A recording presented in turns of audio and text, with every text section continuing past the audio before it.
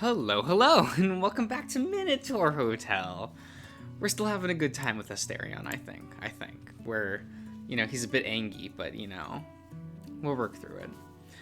With him gone, you take a step towards Asterion. Your hand almost rises to touch his arm, but the Minotaur's scorching gaze indicates that contact may not be welcome. You stand there, closer but distant, suspended in the time it takes for a man's mind to chew through a bone. That's a way of phrasing that. He is alive. So it would seem, although his mind might not be there anymore. Render from himself. Old age may separate soul from body, long before death itself. Existing halfway is wretched.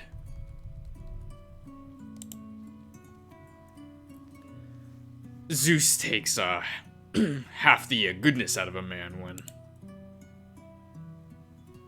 The Minotaur swallows, then breathes in, then breaths in, breathes in hitches through his teeth.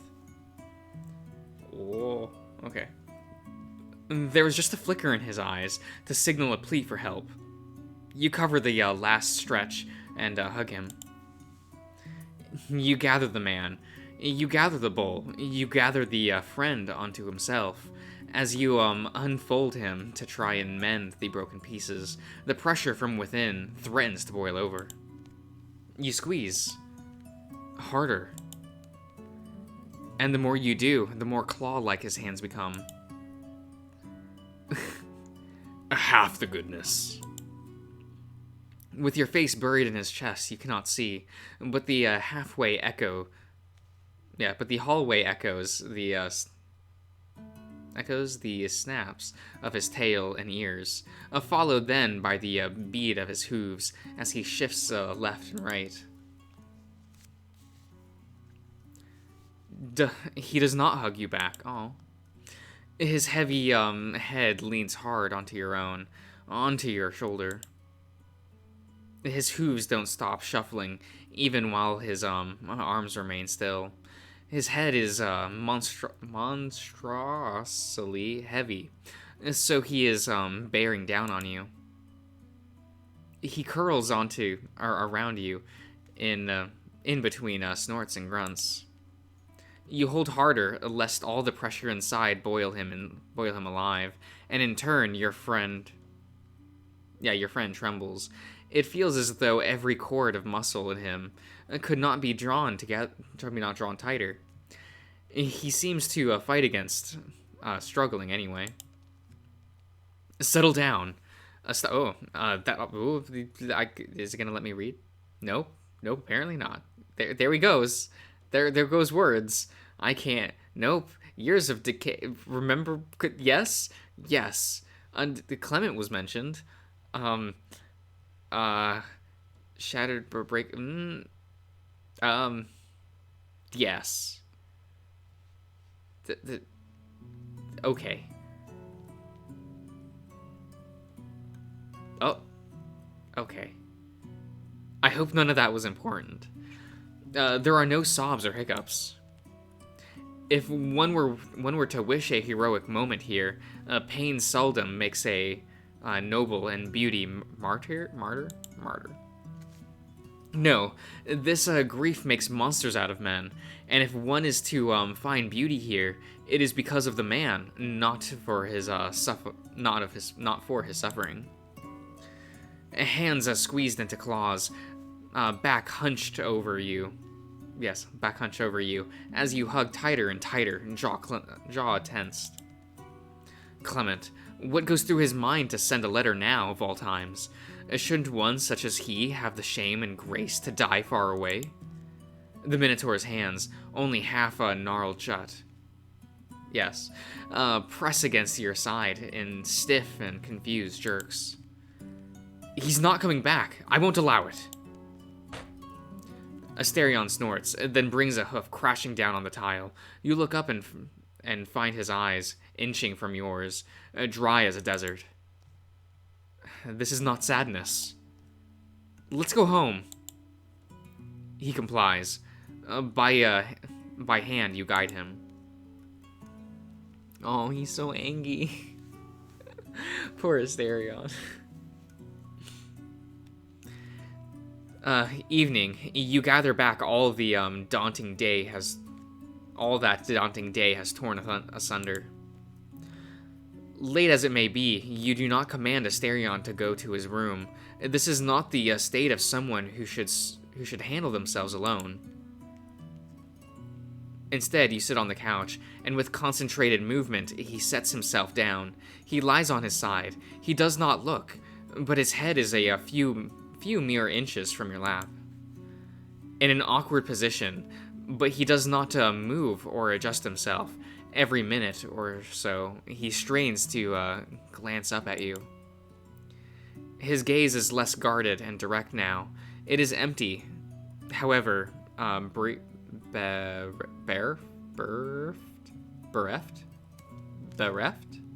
You look down at your lap as that same emotion rears its head in you. Yes.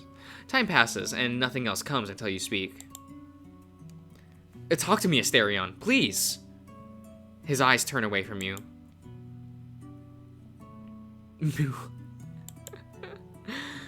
If it's okay, would you look at me?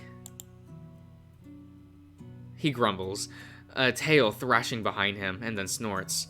Asterion keeps staring at some point far away for half a minute, more before giving you a look, albeit wondering. His eyes dart to anywhere but your own. You're safe, that I can promise.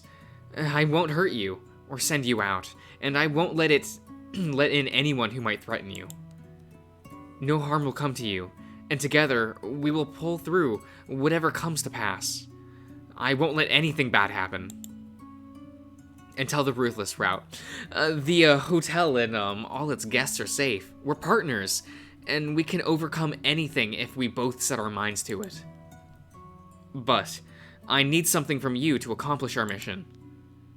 I need us to talk about our emotions. If you'd rather not do it now, I understand. But I think it might be good to do. But I think it might do you good. That's it. What do you say? He turns away from you again, finally adjusts himself.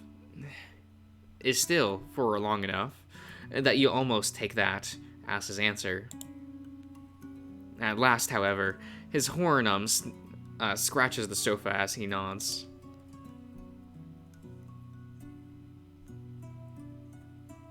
Good. Before we start, would it be okay if I come closer? You could lay your head on my lap. He grunts and curls up tighter, then goes still once more. His eyes are dulled, a movement uncoordinated. It is without turning towards you that he pushes himself closer, hands flat against the couch as if his fingers are numb. His head is heavy, but a brief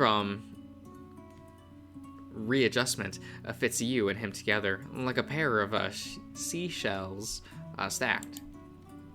He is frozen at first. Every moment of his fingers and lungful of air comes in bursts and twitches. But memories of childhood, common across thousands of years, spring forth. You lay a hand on his head and tidy his fur. Short as it may be, it can still rebel, but 2 or 3 caresses are enough to straighten up the back of his neck, and then you explore between his horns. The fur here is longer, a tad closer to human hair, better to sink your fingers in. Do all children enjoy this? A parent, a sibling, or a friend upon whose lap they can find comfort? And do all who benefit from it grow to share it with others? Running a hand over a friend's head, what a dear old gesture. One may be forgiven for doing it without asking permission, as long as he keeps himself keeps it quiet. Quiet to him, as he keeps quiet himself. Be very silent now. Let the man's breathing settle until it's less like a struggle and more like its usual rhythm. If another sound comes, a sniffle, a snort, do not inquire, know your place. He'll take all the time he needs. Meanwhile, you can ponder some great questions yourself, such as whether or not all humans could perform. Wait. Or not all humans could. Perhaps should. Share a tense of borderless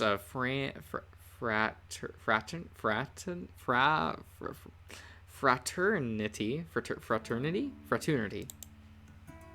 Or perhaps you should ponder your own emotions, the multitude of affections a man may feel for another. While these thoughts dance, Asterion reacclimates himself with sound, flicks his ears in unison, swishes his tail, readjusts his head and legs into a more comfortable position. In response, you hum. First, the yes, he taught you, and then all the songs you remembered from his concert. And when those are over, you go on with a nameless melody you once heard from a piano, or perhaps from an acoustic guitar. A song fills the void until Asterion is ready to take you on the task. If I forget what you have said tonight, sir, Mr. Josh. Sometimes I can barely hear anyone. What do you mean? Between my ears, sometimes, it is all rain and wind and roaring thunder that never strikes. Sometimes I can't hear anything at all. I apologize that you had to deal with that, like some unmanly, unruly calf. I apologize if I am lacking sense. I tire of myself in these states. By the 12, I have had long enough to learn not to be bowled over by living. Yet, living can be too loud for me, perhaps. I apologize. There's no reason to. You did nothing wrong, and even if you did, you would have my forgiveness whether or not you asked for it.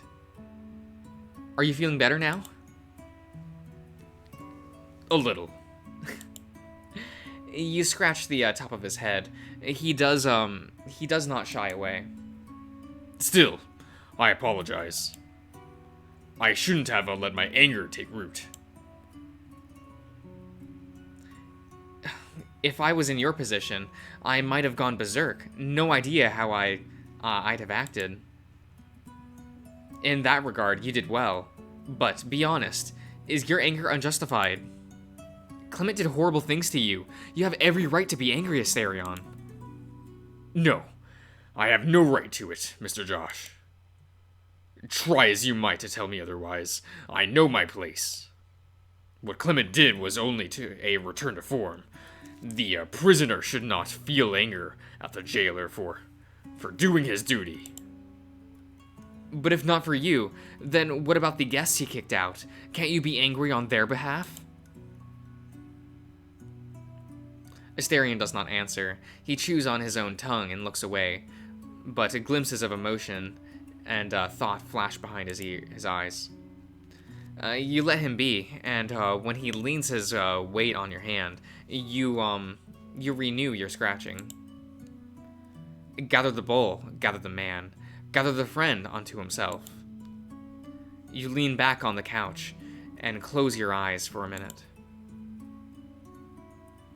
Just for a minute. Then, if he's feeling well and being left alone doesn't give the impression of being abandoned, and if he doesn't want to stay here in the living room, if he's not too drowsy, if, beyond a shadow of a doubt, he will be fine. He's sleeping.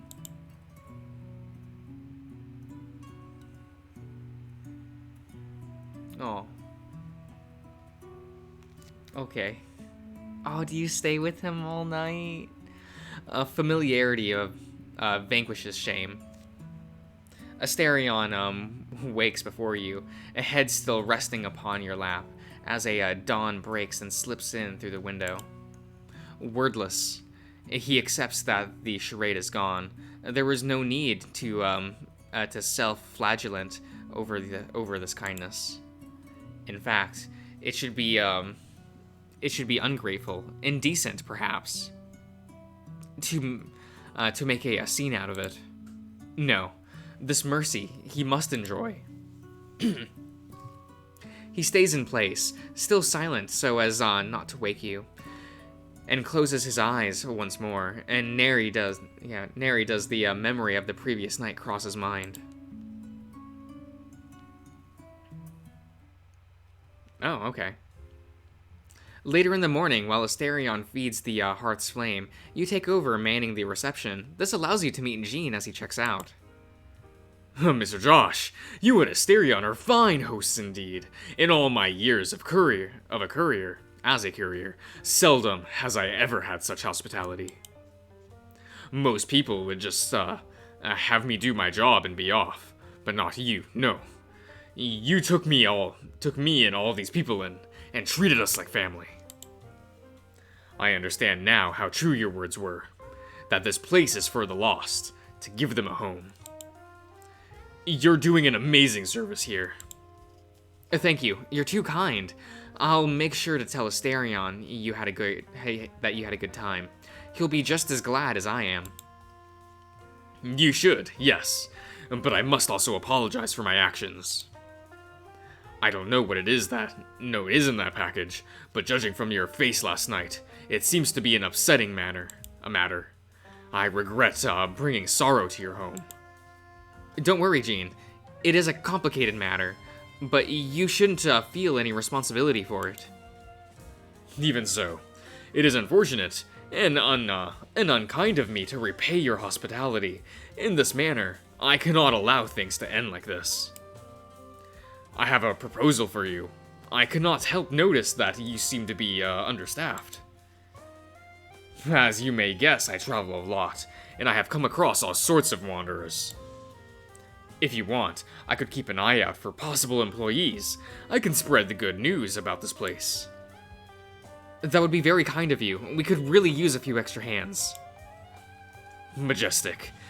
Is there anything pressing that you can use help with?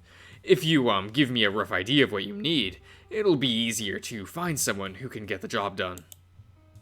Oh, okay. What are some positions you need cover? Borchan. Oh. The lounge has been a lot more hectic lately, with all the new guests coming in. Luke is getting help from the Kobolds, but he's still having a hard time handling both the kitchen and the counter duties. Not to mention, you're getting a little sick of barbecue and burgers every other day. You could use a cook. Taking it to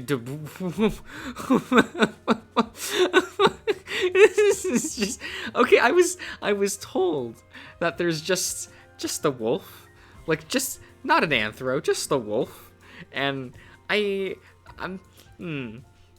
yes.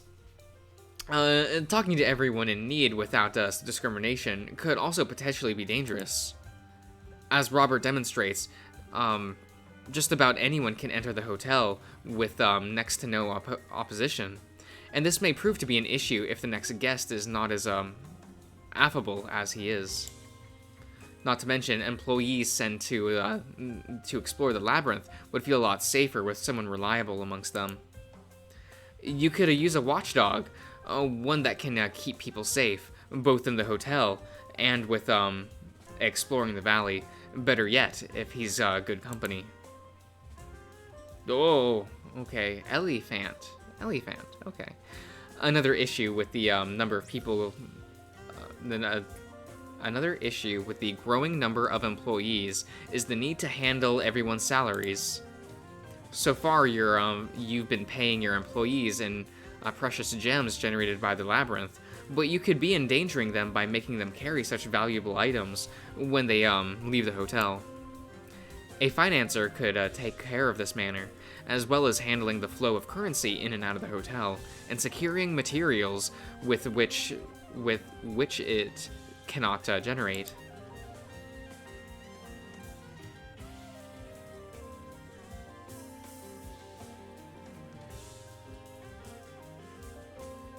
I think boars are cute. Also, I was told to not do the, I was told by a friend to not get the dog, wolf. Yes, the wolf, and tell speedrunner. So, we will do the boar. Well, you saw the state the lounge was in yesterday. Luke certainly has his hands full. If you could find someone to help out in the kitchen, that would be excellent. I'll keep my eyes peeled. Seeing a place like this prosper would warm my heart. But before I go, there are two final things. First, would you be so kind to give me your phone number so we could keep in touch? Of course, and just hand me your phone and I'll type it in. Jean offers you a scratched, dust-covered smartphone from the early 2010s. It's, already displaying the new contact screen. You input your number, but when it comes time to put in your name, you can't help cracking a smile as a devious idea rises from the depths of chaos. You could perhaps, who knows, maybe, put in a silly name. I'll just use my name. Mr. Josh is what you type, and that is that. Now, I still have another subject I want to bring up with you. I regret my comments implying you and Asterion were an item. That was uncalled for, odd and out of place. Oh, that. No harm, no foul, Jean. Thanks. It's good to know I don't leave any sore feelings behind. That said, there is one comment of mine I cannot regret, and which, in fact, I will stress regardless of how unwelcome it may be. I am sorry to make assumptions, but if the two of you ever develop feelings for each other, you should not be deterred by that fact. Well, a Minotaur. Really, Mr. I mentioned it last night, I think. I had a son who was born special, Mr. Josh. As a father, I fear for him. I loved my boy, and he was the joy of my life. But could others see the beauty and kindness as I did? Would he ever find love? I'm projecting, I know. But Asterion is different in his own way, and that should be no impediment for love. Sorry if this offends you. I'm not really sure what to think of what you said, but I can appreciate the sentiment. I don't think his looks should be an issue either. And yes, he and I are friends, but there's a lot more to the story. For starters, we're also business partners. In the instant that Asterion and I did, let's say, have affections for one another, that'd be very unprofessional. Besides, I don't know a thing about his sexuality, and it's really not any of my business to top it off. I'm not sure he'd even be interested in a relationship with anyone, period. I see. If neither of you have any interest, then that's that. End of story. But about you being coworkers, didn't you say last night that the both of you owned the hotel? Are you familiar with couples who keep a business together? If memory serves, the Americans call them mom and pop stores. In this case, it'd be pop and pop. Yes, but it's the same thing. You really are quite persistent, aren't you? More than you will ever imagine. Well, I do appreciate the sentiment, Jean. I can see that you care. But in the end, it all goes back to what Asterion and I want, and honestly, I have a hard time imagining he'd be interested in romance. Would you be, though? Me? With Asterion in particular? Of course! Okay, now you're just getting a little invasive. Ah, please, entertain this last question. Let me rephrase it. For the sake of the argument, let's assume that all stars align, that Asterion both leans that way, and harbor certain intentions towards you. Would you, shall we say, reciprocate? Look, Gene.